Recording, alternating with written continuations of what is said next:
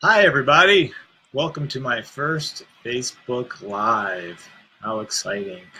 So something happened today that I wanted to share with everybody here. I was at the gym doing a workout. Surprise, surprise. Personal training, working out on a Sunday. But got done my workout and walked out of the gym. And first thing I saw on my phone was a notification of an article that came through from CNN titled, "Why Intense Workouts Are Leading to a Life-Threatening Condition." So I just gotten done an intense workout, and a lot of my livelihood comes from leading people through intense workouts. So this kind of strikes me as odd, and I'm real curious about that. Life-threatening condition. Now, I know that intense workouts have all kinds of fabulous benefits like increasing oxygen uptake capacity, giving you a stronger, healthier heart, better endurance, the ability to build your strength, all kinds of things. But life-threatening condition? So my interest is piqued. I look into this article, and it starts off with the story of a guy named Everett who decided to go to a spin class. So Everett goes to this spin class. He's pretty deconditioned. He hasn't been working out. So he starts this spin class, and he wants to really go big. You know, he's under the impression that you need to go big or go home, right? So he cranks up the intensity on his bike and starts cranking it out. And about 10 minutes in, his legs are beginning to hurt and feel abnormal. There should be a clue. Rather than backing it off a bit, he just muscles it through because you got to go big or go home.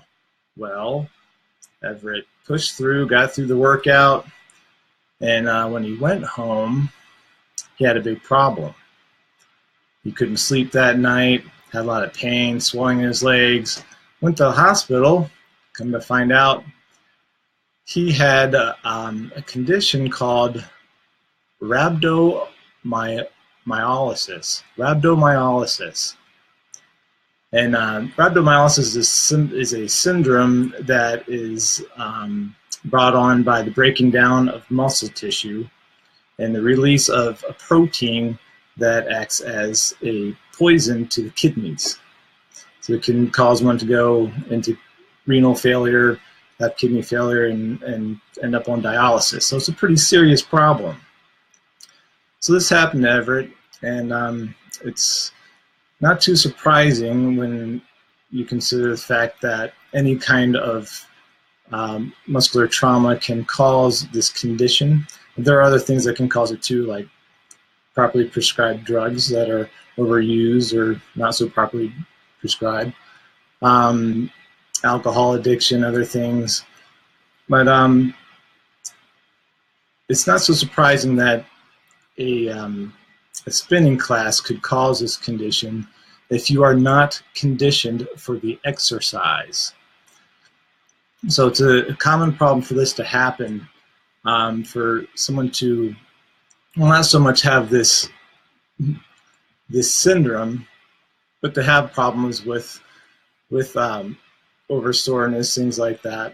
And sometimes it is so extreme that you have a condition like rhabdomyolysis, but it's not a reason not to do intense workouts.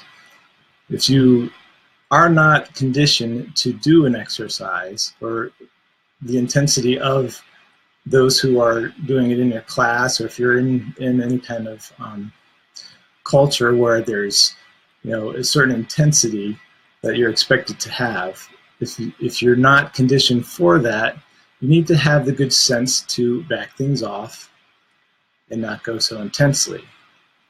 So make sure that you're doing exercises that you know you can handle, the intensity you know you can handle, and be hydrated. That's another factor in this, is hydration. If you're dehydrated, your muscles will break down at a faster rate as well. So the moral of this story is, don't be afraid of exercise of any intensity level. Just make sure that you're conditioned for the appropriate exercise, or you're appropriately conditioned for that exercise. and hydrate, hydrate, hydrate.